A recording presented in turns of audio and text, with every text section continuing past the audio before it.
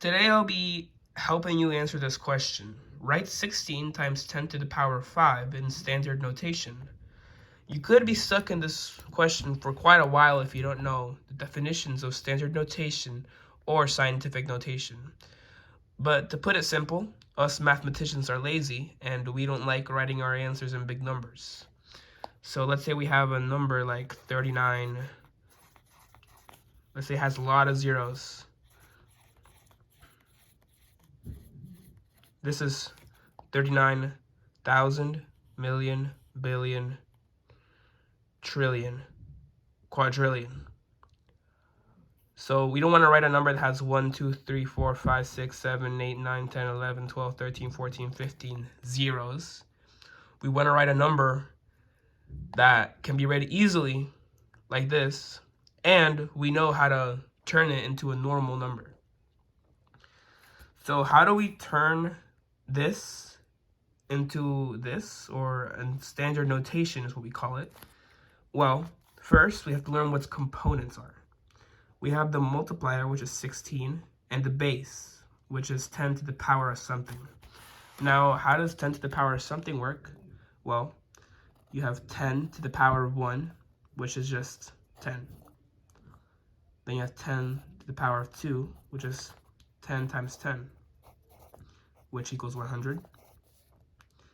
You have 10 to the power of 3, which is 10 times 10 times 10, which equals 1,000. So as you can see, the more powers you go up, the more tens you're multiplying by themselves. So 3 is 3 tens multiplying each other. But what's a pattern that you sense in the answers? Well, here, the power is 1, and there's 1 0. Here, the power is 2, and there's 2 zeros. Here, the power is 3, and it's 3 zeros. So the power 10 to the power of 4 would be 10 times 10 times 10 times 10. But we can skip that step and just say 10 with 1 with 4 zeros next to it, otherwise known as 10,000. Now, one could just say, oh great, now we can just solve this easily. But no, because this is not the normal scientific notation, this is imperfect. Because one of the rules of scientific notation is that this number cannot be less than 1 or greater than 10. And this number is greater than 10.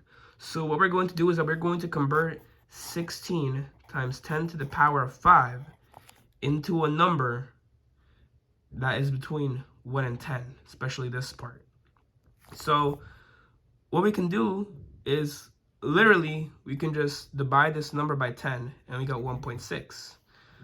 But wait, Alex, wouldn't that mean that the answer you have would equal something completely different than what you are trying to get?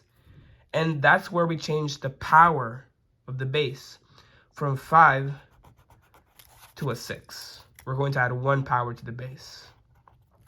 So now it's going to equal the same exact thing because we're dividing by 10 here, and here we're multiplying by 10. So basically it cancels it out.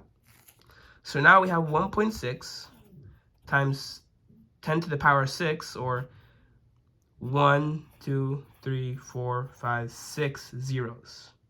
How do we multiply this?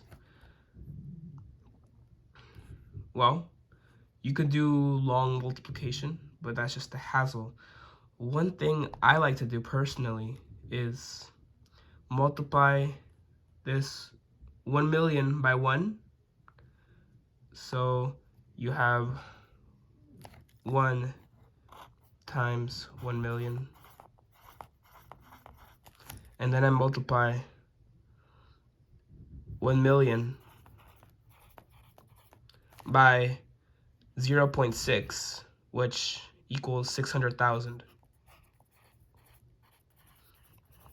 So now we add these together and we get our answer. 1,600,000.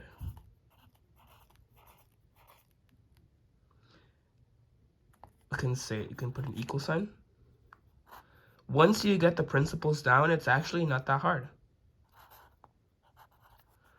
Or we can say the perfect version, 1.6 times 10 to the power of 6. And that's how you do it.